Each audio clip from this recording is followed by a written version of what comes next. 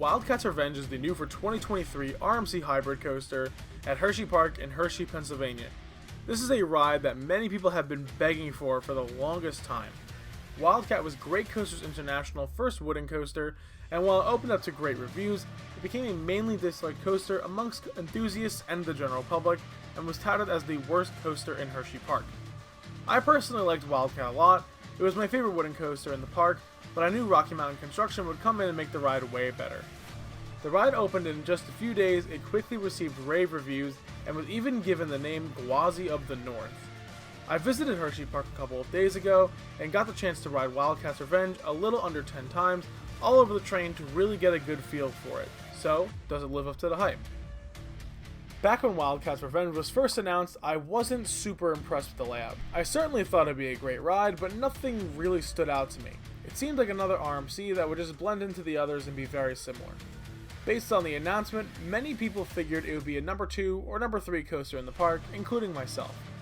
It also didn't help that we didn't have a full animated POV at first, so nobody really knew what the pacing would be like or how fast anything would be taken. Once Hershey did release a POV though, it didn't really help. I had a few friends like Joey and Jason from New Jersey Coasters ride it during their opening day and the media event, and they were giving it amazing reviews and even saying it's better than Skyrush. To be honest, I doubted them. Come June 5th, 2023, I went on a trip to Hershey with a bunch of my friends from work, and we were lucky enough to ride Wildcat several times. Walking up to the ride, it's very similar to what the original Wildcat was. It uses the same entrance and queue for the most part, along with the new colors, and even a piece of the original Wildcat track right at the entrance, which is a really nice touch. Hersheypark also installed double-sided lockers right before the staircase for the station. This is a merge point for the FastPass system and the regular queue. An attendant will stop you and ask to put all articles in the locker before riding. There is no metal detectors or physical checks, and it's just basically the attendant seeing you have stuff, asking you to put stuff in the lockers, and the honor system. The great thing is that these lockers are massive. I fit my camera bag, Audrey's small backpack, and a few other items in the locker with no problem. Once you walk up to the station, you'll more than likely be assigned a row. For the most part, the groupers are very accommodating to row requests, but our group ran into one team member towards the end of the night who was really mean and purposely placed us in other rows when our desired rows were just completely open. I know he was just doing his job, but he was doing it in a very, "oh, I'm better than you" type of way. Not really sure what his issue was, but he was the only person we ran into with any trouble. A nice touch in the station is that the music played in the announcement animation is actually the station music for the ride. Once you sit down, you board what is a very familiar RMC second generation train. For some reason, these seats seemed a little wider, and along with having bigger walls on the side of the seats to hold you in place during the laterals. The main difference on these trains is the seatbelts.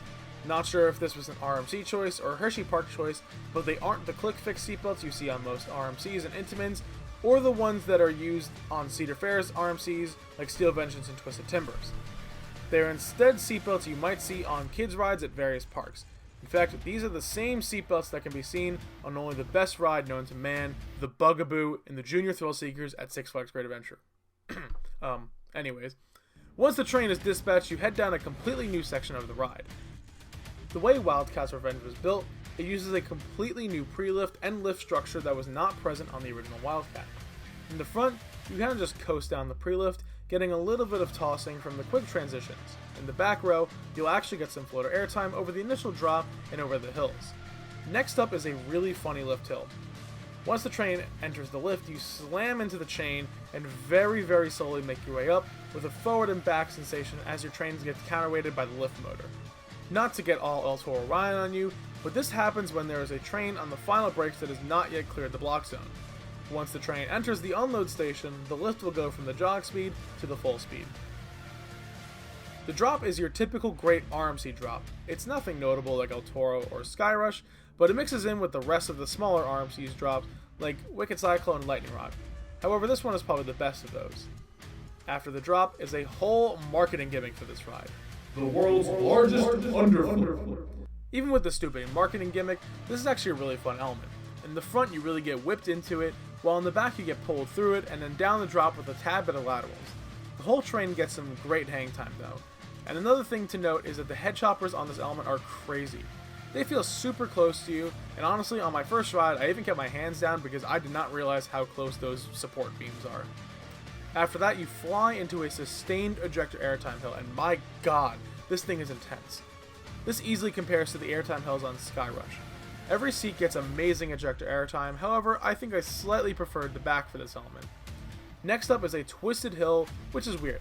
If you're on the left side of the train, you get much stronger airtime than on the right.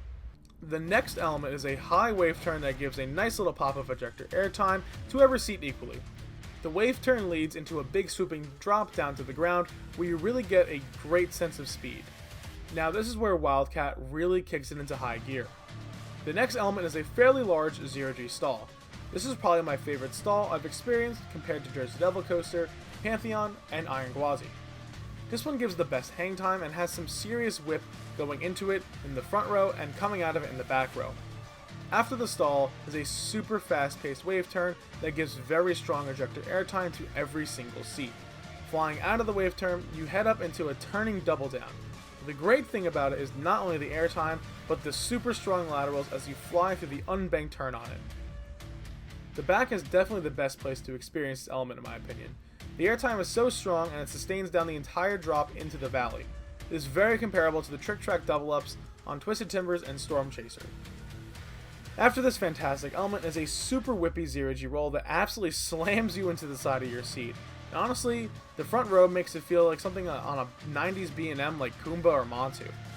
This ended up being one of my favorite inversions on any coaster, period. The whip is so crazy, and of course it gives amazing hang time. After the roll, you fly around a helix with an overbanked turn. This is really just here to show off the speed of the ride at this late into the layout. Next up is another 0G roll, which isn't as whippy, but still provides some nice laterals and hang time, along with some great head choppers as you fly around the structure. This is something similar to the stuff on Steel Vengeance or Wicked Cyclone later in the layout. After that is what it looks like to be a weird airtime pop, but instead is just a flat turn with super strong laterals. This was a nice little touch to the airtime focused ride, and the laterals is something I love, and I really enjoyed this little element. After that is a violently twisted airtime hill, similar to the hill seen on the end of Wicked Cyclone. This is another standout element that tosses you from side to side and give you very strong ejector airtime. After that last hill, you have a super funky transition into the brakes. You fly up with a twisting airtime hill, getting ejector airtime and strong laterals, but then it turns back the other way, giving more laterals the other way. The only way I can describe this element is violent. It's the craziest in the front, which is where you experience the strongest laterals and airtime. After that, you slide into the unload station, which at first I thought was a stupid excuse to have 3 trains, but I actually really liked being able to get off quicker, and allowed for a quicker loading process since there were no guests on the train already, and those trains are kind of awkward to get out of. After my first ride, I was absolutely shocked. I seriously doubted the power of this ride, and even riding in a middle seat in the morning, before it really got warmed up, I was blown away. After 7 more rides across the train, I concluded that this could be better than Skyrush. Now, I still have Skyrush ranked ahead of Wildcat, but simply because Skyrush honestly scares me a little bit with how crazy it is. I could easily see how this could be anybody's favorite in the park, but I still like Skyrush a little bit more for that reason before, and also not to mention the raw intensity, and of course the positive G's and stronger laterals.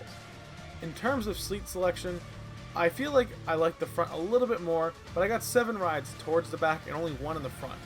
The crew on the ride was going fairly quick and only stacked the 3rd train on the brakes a handful of times when I was riding. This is truly an amazing addition to Hersheypark's amazing line of coasters and easily gets a 10 out of 10 for me. Wildcat's Revenge is already placed in my top 10 coasters, right behind Skyrush. Thanks for watching everybody, I hope you enjoyed this review, and if you did, leave a like. Comment your thoughts on this amazing coaster down below, and subscribe for more content just like this. Thanks again for watching, I hope to see you in the next one.